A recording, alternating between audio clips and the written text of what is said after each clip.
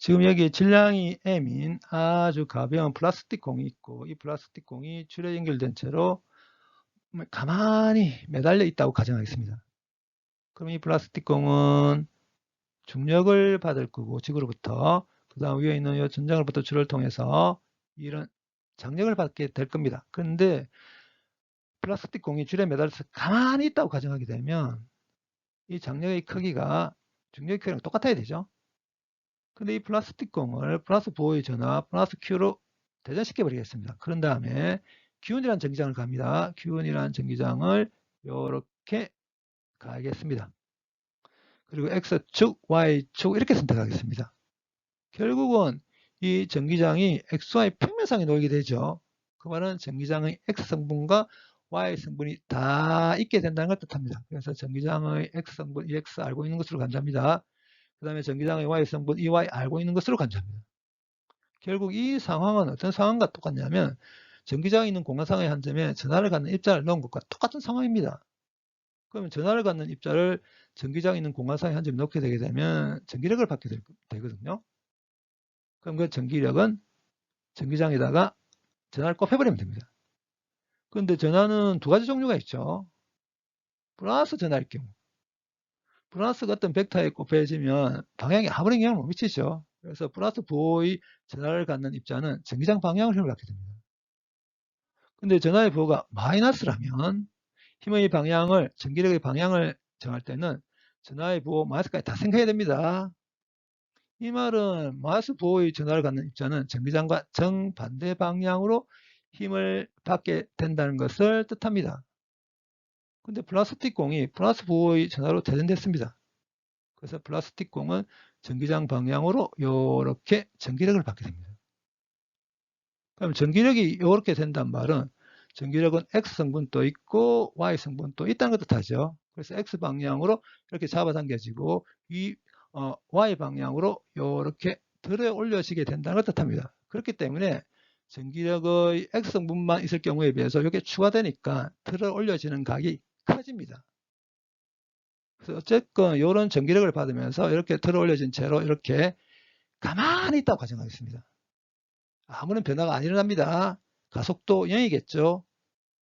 그래서 이렇게 가만히 있을 경우에 각도기를 이용해서 이 각을 측정해서 이 각이 얼마인지 안다고 가정하겠습니다. 그럼 이렇게 해서 플라스틱 공이 가만히 있을 경우에 질량이 M이고 플러스 Q의 전하를 갖는 플라스틱 공에 작용한 힘을 그려보게 되면 이렇게 세 힘을 받으면서 플라스틱 공이 가만히 있습니다. 근데 이 중력은 Y성분밖에 없죠. 근데 이 전기력은 이런 X성분, 이런 Y성분, 장력도 이런 X성분, 이런 Y성분을 갖게 되죠.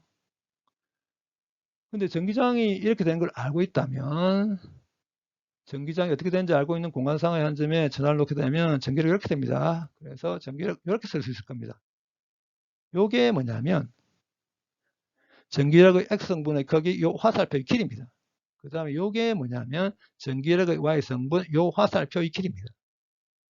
근데 이 장력이 XY 평면상에 놓여 있죠. 그래서 이 녀석을 X성분과 Y성분으로 분해하겠습니다. 분해하기 위해서 화살표를 잠시 옮기겠습니다. 이렇게.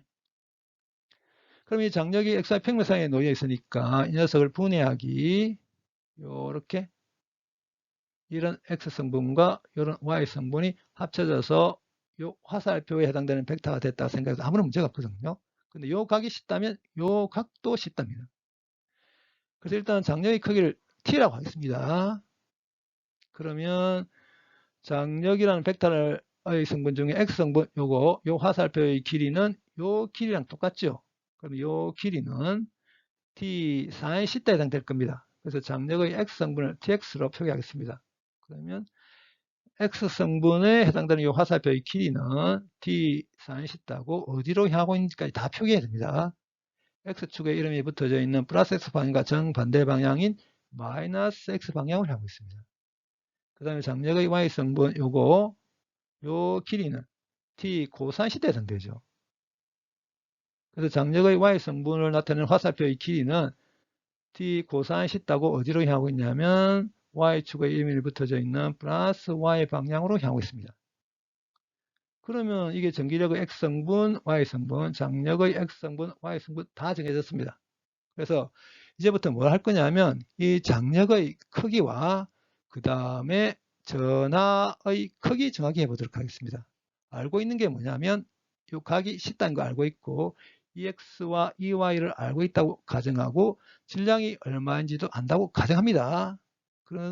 그렇게 가정한 다음에 이 장력의 크기랑 전하의 크기 정하기.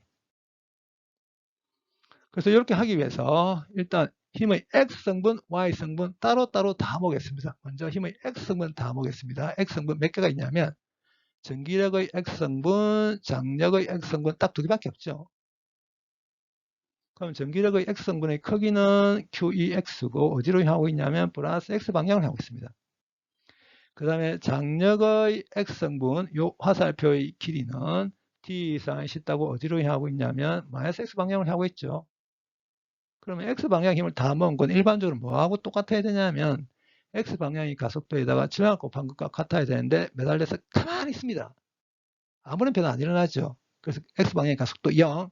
그래서 여기서 뭘 할 수 있냐면 전기력의 X성분의 크기는 T 이상 시타와 같다는 걸 알 수 있습니다. 그 다음에 힘의 Y성분 다 모으겠습니다. 힘의 Y성분이 몇 개가 있냐면 전기력의 Y성분, 장력의 Y성분, 그 다음에 요 밑으로 향하는 중력 이렇게 Y성분 3개가 있습니다. 힘의 Y성분 다 모읍니다. 먼저 전기력의 Y성분의 크기는 QEY고 어디로 하고 있냐면 플러스 Y 방향을 하고 있습니다.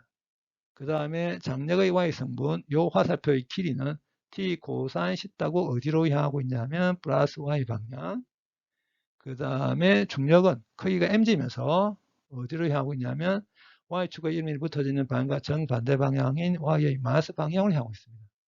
그럼 이것도 Y방향 힘을 다 모은 것도 뭐하고 똑같아야 되면 일반적으로는 Y방향의 가속도에다가 질량을 곱한 것과 같아야 됩니다. 근데 가만히 있습니다. Y방향의 가속도 0이죠. 그래서 0. 그래서 여기서 어떤 결론이 나오게 됐냐면 Y방향의 전기력의 크기는 중력의 크기에다가 T 코사인 시타를 뺀 것과 같다는 결론이 나오게 됩니다. 그래서 이 두 식을 이용해서 저는 뭐부터 구할 거냐면 장력의 크기부터 구해보겠습니다. 그래서 이 밑에 있는 식을 가지고 위에 있는 식을 나누겠습니다. 그러면 이렇게 되게 되겠죠. Q 이렇게 약분될 겁니다. 그래서 남는 건 EY분의 EX가 남게 될 거고 그 다음에 밑에 있는 식을 가지고 위에 있는 식을 요걸 나눕니다. 그러면 이렇게 될 텐데 분모에 있는 요 녀석을 곱해버리겠습니다. 그러면 이렇게 되죠. EY분의 EX를 곱한 다음에 장력이 포함되어 있는 항을 우변으로 옮긴 다음에 장력으로 묶어내겠습니다. 이렇게 되게 될 겁니다. 그래서 장력의 크기 구해보게 되면 이렇게 될 텐데 여기에 분모와 분자에 EX분의 EY 분모와 분자에 EX분의 EY를 곱하겠습니다. 그러면 이게 약분돼 버리죠. 그 다음에 분모에 EX분의 EY가 곱해지면서 여기서 1 될 거고 사인 앞에 EX분의 EY가 남게 될 겁니다. 그래서 만약에 전기장이 Y 성분이 없다면 이게 0되죠. 근데 전기장의 Y 성분이 있기 때문에 이게 분모에 추가됩니다. 그럼 이제 장력의 크기가 정해졌습니다. 그러면 요식 바로 요거죠. 장력의 크기가 정해졌습니다. 우리가 구하려고 하는 두 번째 플라스틱 공이 갖는 전하의 크기 이렇게 되겠죠. 그 장력 녀석을 여기 집어넣겠습니다. 이게 장력이고 그 다음에 EX분의 사인시타 곱해버리게 되면 분자는 mg 사인시타 그 다음에 분모에 EX가 곱해집니다. 그러면 여기 EX 약분돼서 EY만 남을 거고 EX가 여기 또 곱해지겠죠. EX가. 그래서 이렇게 되게 될 겁니다. 근데 여기도 조금 귀찮지만 이렇게 하겠습니다.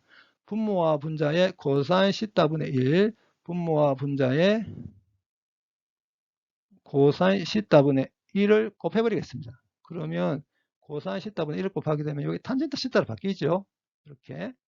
그 다음에 분모에도 코사인 시타분의 1을 곱합니다. 그러면 여기서는 1 돼버릴 거고 그 다음에 여기에 코사인 시타분의 사인 시타가 될 거라서 탄젠트 시타로 바뀌게 될 겁니다. 이것도 만약에 전기장의 Y 성분이 없다면 플라스틱 공이 갖게 되는 전하량은 EX분의 mg 탄젠트 시타입니다. 그렇지만 전기장의 Y 성분이 있기 때문에 분모에 이게 추가됩니다.